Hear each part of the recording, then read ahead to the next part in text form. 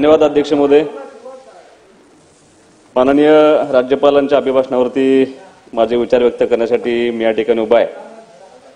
सर्वप्रथम मला बोलण्याची संधी दिल्याबद्दल मी आदरणीय अध्यक्ष महोदयांचे या ठिकाणी खूप खूप धन्यवाद व्यक्त करतो. महायुतीचं सरकार आल्यापासून गेल्या 2.5 वर्षाचा अनुभव पाहता एक उक्ती अत्यंत चांगल्या पद्धतीनं मला या ठिकाणी आठवते. देणाऱ्यानं देत जावे आणि घेणाऱ्यानं घेत जावे अशी एक सुंदर कविता आहे. आणि माझ्या खानापूर विधानसभा मतदारसंघाच्या बाबतीमध्ये मी जो अनुभव घेतलाय ते असा आहे की गेल्या 2.5 वर्षामध्ये मी या शासनाला जे जे मागितले ते सगळं या शासनाला देण्याचा प्रयत्न केला. त्याबद्दल मी या सरकारचं मनापासून या ठिकाणी आभार मानतो. अत्यंत असं नसतंय आपल्याला लोकांनी त्यासाठी निवडून दिली तर मागण्यासाठी. दुष्काळी असणाऱ्या त्या माझ्या मतदारसंघाला आशिया खंडातल्या सगळ्यात मोठ्या लिफ्ट इरिगेशन टेंबू योजनेचं पाणी हे जे असत्य वाटत होतं ते सत्यात उतरण्यासाठी या शासनानं या मतदारसंघाला खूप मोठी मदत केलेली आहे.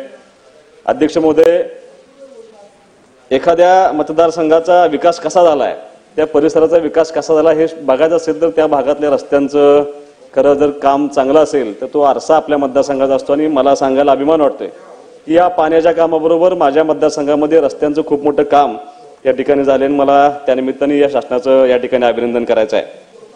अध्यक्ष महोदय, एक वेगळ्या विषयावरती मी आज या ठिकाणी बोलणार आहे. एक राज्य सरकारचा महत्वाकांक्षी शक्तीपीठ महामार्गाचा प्रकल्प आदरणीय मुख्यमंत्री महोदयांनी जाहीर केला आहे आणि त्याबद्दल राज्याच्या अनेक ठिकाणी मतमतांतर आज काही सदस्यांनी या ठिकाणी व्यक्त केलेत. आमच्या सांगली कोल्हापूर परिसरात देखील शासनानं जो मार्ग आखला गेलाय त्याला काही ठिकाणी विरोध होत असताना मी एक बदल त्या ठिकाणी अंशतः बदल करण्याची विनंती आणि अलाइनमेंट चेंज करून देण्याची विनंती तुमच्या माध्यमातून मी या सरकारला करतोय. पंढरपूर पासून दिगंजीला जर अध्यक्ष माझ्या मतदारसंघामध्ये आलो तर दिगंजी पासून जवळूनच खरसुंडी येथे सिद्धनाथ मंदिर हे पश्चिम महाराष्ट्रातलं सगळ्यात मोठं मंदिर भाविकांचं श्रद्धास्थान आहे.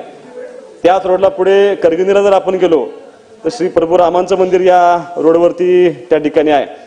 आणि नुकत्याच पार पडलेल्या अखिल भारतीय मराठी साहित्य संमेलनामध्ये माननीय पंतप्रधान नरेंद्रजी मोदी साहेबांनी गीत रामायण लिहिलेलं जो उल्लेख केलाय त्या आदरणीय गदिमा माडगुळकरांचा आदराने उल्लेख केला. त्या गदिमांची जन्मभूमी सुद्धा त्याच मार्गावरती पुढे आहे. पुढे शुक मुनींच्या पदस्पर्शाने पावन झालेली शुक्राचार्य याच महामार्गालगत येतो. आणि राज्यात अनावधानाने काही ठिकाणी मंदिर असेल असे वेताळ गुरूंचं एक मोठं मंदिर आमच्या त्या रोडवरती आहे. अगस्ती मुनींचं मंदिर सुद्धा त्याच रोडवरती आहे. आणि तसंच पुढे गेला तर नवनाथांपैकी एक रेवणनाथ हे रेणावीमध्ये माझ्या मतदारसंघामध्ये त्या रोडवरती येतं.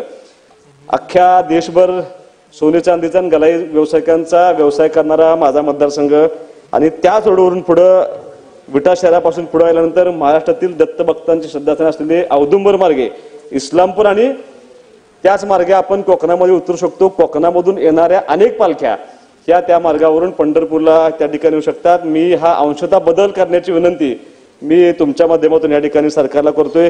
शक्तीपीठ बरोबर ह्या माझ्या मतदारसंघामधून हा भक्तीपीठ मार्ग होईल आणि मला असं वाटतं की त्या भक्तीपीठ शक्तीपीठाला आणि त्या या मार्गाला कोणाचा शक्यतो त्या ठिकाणी विरोध होणार नाही. अध्यक्ष महोदय, मुद्दा क्रमांक 24च्या अनुषंगाने माझ्या मतदारसंघामध्ये अगदी दुष्काळी तालुका होता तो आता मतदारसंघ टेंबू उपसा सिंचन योजनेच्या माध्यमातून खूप चांगल्या पद्धतीनं सुजलाम सुफलाम झालाय. आणि मी या सरकारचं आभार मानतो की प्रधानमंत्री कुसुम आणि मुख्यमंत्री सौर कृषी वाहिनी योजना मागेल त्याला सौर पंप या योजनेच्या माध्यमातून ह्या मतदारसंघातल्या सगळ्या शेतकऱ्यांना खूप मोठा न्याय देण्याची भूमिका त्या ठिकाणी घेतली.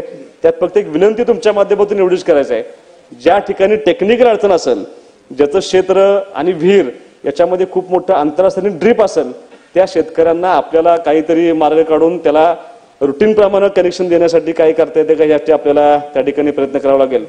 अध्यक्ष महोदय, मुद्दा क्रमांक 26 नुसार प्रत्येक नागरिकाला पक्के घर देण्याचा आपला शासनाचा निर्णय झालेला आहे आणि खूप मोठ्या प्रमाणावरती ह्या वेळेला ह्या राज्य शासनाला आपल्याला प्रत्येक मतदारसंघामध्ये प्रचंड मोठी घरकुलांची संख्या त्या ठिकाणी आली. माझ्या मतदारसंघामध्ये जवळपास 5000 लोकांना आपण त्या ठिकाणी घरकुल देतोय.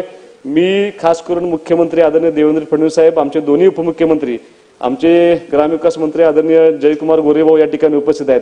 त्या सर्वांच्या एका गोष्टीबद्दल मी अभिनंदन करेन की तुम्ही 50,000 रुपये भाव देण्याचा तुम्ही जो वाढीव निधी निर्णय घेतलाय त्याबद्दल तुमच्या सर्वांचा मी या शासनाचा या ठिकाणी खूप मोठं आभार मानतो.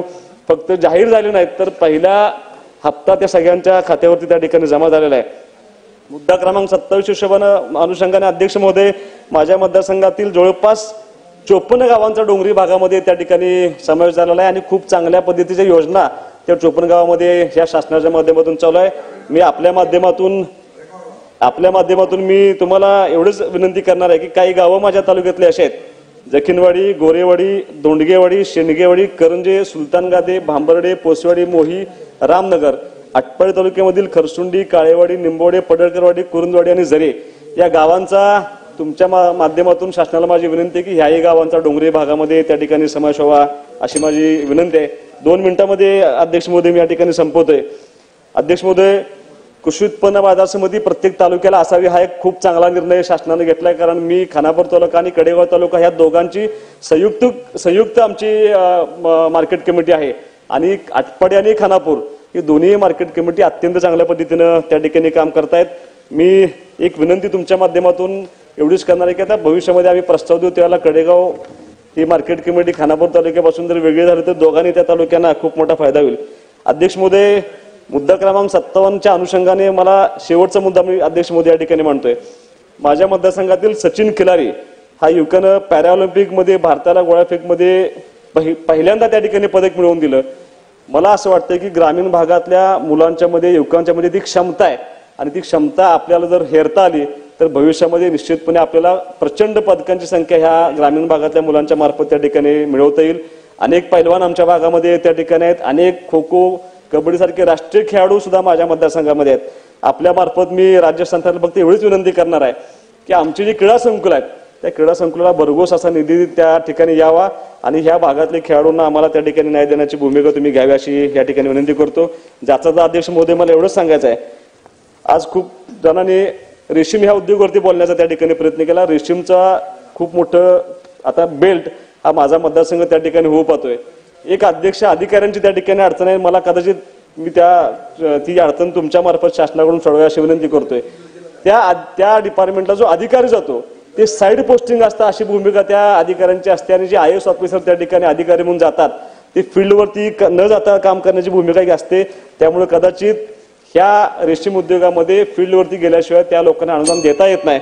तर माझी तुम्हाला विनंती आहे की त्या क्षेत्रामध्ये काहीतरी नियोजन करून आपल्याला या अधिकाऱ्यांच्या मानसिकतेमध्ये बदल करावा लागेल किंवा फील्डवरती जाणाऱ्या अधिकाऱ्यांची त्या ठिकाणी नियुक्ती करावी लागेल जेणेकरून हा शेतकऱ्यांना त्या ठिकाणी निश्चितपणे फायदा होईल. मी या ठिकाणी माननीय राज्यपालांच्या अभिभाषणाला या ठिकाणी समर्थन करतो. मी माझ्या मतदारसंघाच्या वतीनं ह्या शासनाचं या ठिकाणी मनापासून ठिकाणी अभिनंदन करतो आणि तुम्ही मला बोलण्याची संधी दिल्याबद्दल आभार मानतो.